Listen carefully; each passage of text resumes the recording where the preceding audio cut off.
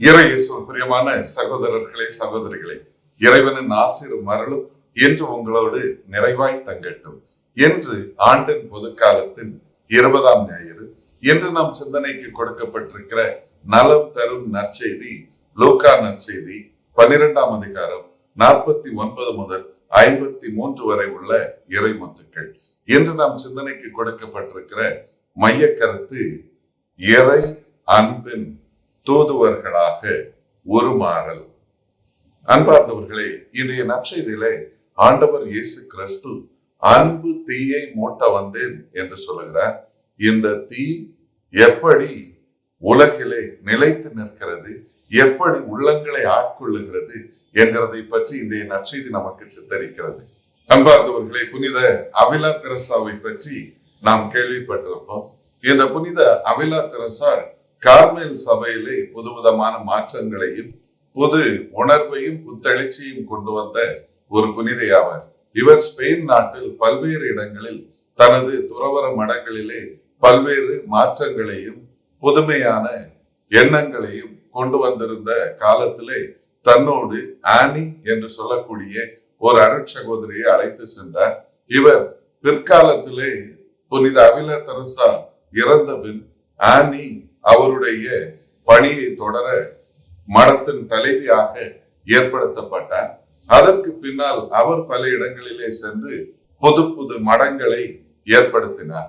இத்தகைய ஒரு சூழ்நிலையிலே பல நேரங்களிலே வாழ்க்கையில் மிக சிரமமான கட்டங்களிலே ஒரு நாள் அவர் ஜெபிக்கிற பொழுது கடவுளை பார்த்து கேட்டாராம், ஆண்டவரே, இவ்வளவு சிறிய வைக்கோல் போன்ற என்னை இப்படி பல பணிகள் செய்ய ஏற்படுத்துகிறீரே, என்னால் என்ன செய்ய முடியும் என்று தன்னுடைய இயலாமையை வெளிப்படுத்தினாராம்.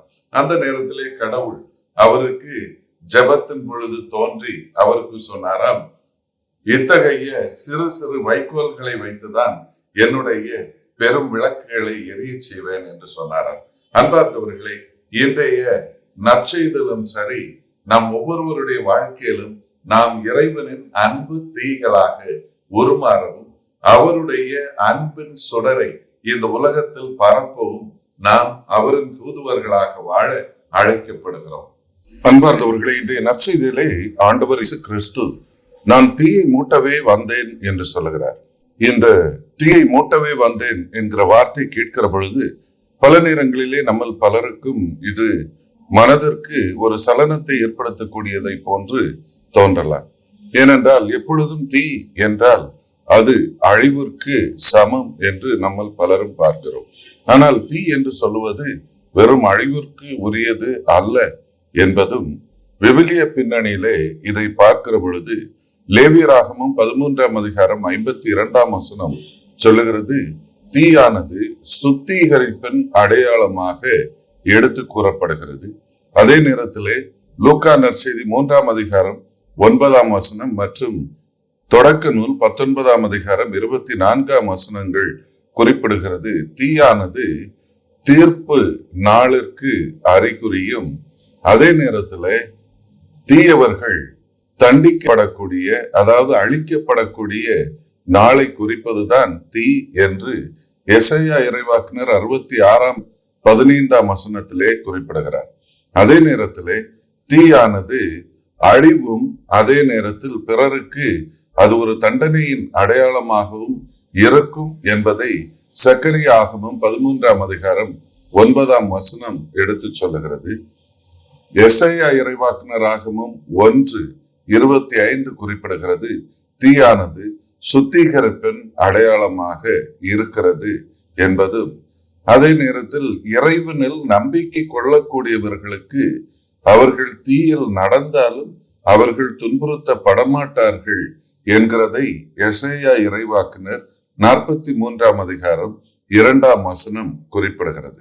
அன்பார்ந்தவர்களே, இயேசுவின் பணி காலத்திலே இயேசுவின் வார்த்தையை கேட்காத சமாரியா மக்கள் மீது தீயை விழச் செய்யலாமா என்று யாக்கோபும் யோவானும் இயேசுவிடம் கேட்கக்கூடிய காட்சியை நாம் லூக்கா நற்செய்தி 9ஆம் அதிகாரம் 54ஆம் வசனத்திலே வாசிக்க கேட்கிறோம். லூக்கா நற்செய்தி 3ஆம் 16ஆம் வசனம் குறிப்பிடுகிறது, திருமுழுக்கு யோவான் தண்ணீருக்கு கொடுத்தார் என்பதும் அவருக்கு பின்னால் வரக்கூடிய இயேசு தீயினால் திருமுழுக்கு கொடுப்பார் என்பதையும் குறிப்பிடுகிறது. ஆனால் நாம் திருத்தூதர் பணி 2ஆம் அதிகாரம் 2 முதல் 4 வரை உள்ள வசனங்களிலே பார்க்கிறோம். பெந்தெகோஸ்தே பெருவிழாவின் பொழுது தூய ஆவியானவர் திருத்தூதர்களின் தலைகள் மீது தீப்பிழம்பாலான நாவுகளாக கீழிறங்கி வருகிறார் என்கிறதை வேத நூல் நமக்கு சித்தரிக்கிறது. அன்பார்ந்தவர்களே, இன்றைய நற்செய்தியிலே ஆண்டவர் இயேசு குறிப்பிடக்கூடிய தீயை மூட்டவே வந்தேன் என்கிற இந்த வார்த்தையை கேட்கிற பொழுது சில மனதுகளுக்கு இது ஏற்கத்தக்கையவையாக இருந்தாலும், தீ என்று சொல்லக்கூடியது பழைய ஏற்பாடு காலங்களிலே இஸ்ரேலர்கள் மத்தியிலே ஆண்டவருடைய அன்பு பிரசன்னம் தன்னுடைய மக்களோடு இருக்கிறது என்கிறதன் அடையாளமாக இருந்தது என்பதை நம்ம பார்க்க முடிகிறது. இதன் ஒரு தனித்துவத்தை தான் நாம் கண்டிப்பாக மோசேயுடைய அழைத்தலை பற்றி விடுதலை பாட நூல் 3ஆம் அதிகாரம் சித்தரிக்கிறது. இதிலே மோசே அழைக்கப்பட்ட பொழுது கடவுள் அவருக்கு எரியும் சுடராக வெளிப்படுத்தப்படுகிறார் என்கிறதை வேத நூல் நமக்கு எடுத்து சொல்லுகிறது. அன்பார்ந்தவர்களே, இஸ்ரேலர்கள் உடன்படிக்கை தேசத்தை நோக்கி நடை பயின்று செல்லுகிற பொழுது இறைவன் இரவிலே தீயன் வடிவாகவும் பகலிலே மேகத்தூணின் வடிவாகவும் அவர்களை வழிநடத்தினார் என்பதும் குறிப்பிடத்தக்கதாக இருக்கிறது. எனவே இஸ்ரேலர்கள் மத்தியிலே தீ என்பது கடவுளின் பிரசன்னமாக வர்ணிக்கப்பட்டது என்பதை பழைய ஏற்பாடு காலங்களிலே நம்மால் பார்க்க முடிகிறது. அன்பார்ந்தவர்களே, இன்றைய நற்செய்தியிலே ஆண்டவர் இயேசு கிறிஸ்து தீயை மூட்டவே வந்தேன் என்று சொல்கிறார். இது இயேசு தீவிரவாதத்தை தூண்டிவிடுகிறார் என்கிறது அல்ல அர்த்தம். மாறாக அவர் எப்பொழுதுமே தன்னுடைய வாழ்க்கையில் அன்பை அடித்தளமாக கொண்ட வாழ்வு வாழ்ந்தார்.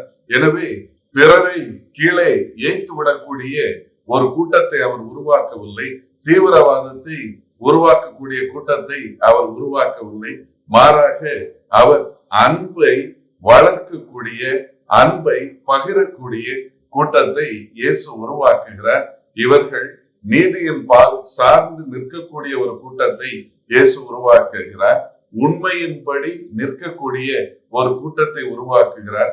ஓரம் கட்டப்பட்டவர்களுக்காகவும் புறக்கணிக்கப்பட்டவர்களுக்காகவும் வாழ்க்கையில் எத்தகைய உரிமையும் இல்லை என்று மனிதத்துவம் இழந்த மனிதர்களுக்காகவும் குரல் கொடுக்கக்கூடிய மனிதர்களை இயேசு உருவாக்குகிறார்.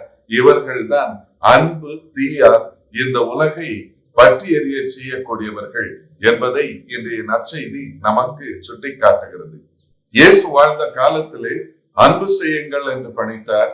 ஆனால் அந்த அன்பை ஏற்க தகுதியற்றவர்களாக ஒரு கூட்டம் அவருக்கு பின்னே பயணித்துக் கொண்டுதான் இருந்தது. அவர் நல்ல பல பணிகள் செய்து கொண்டேதான் சென்றார்.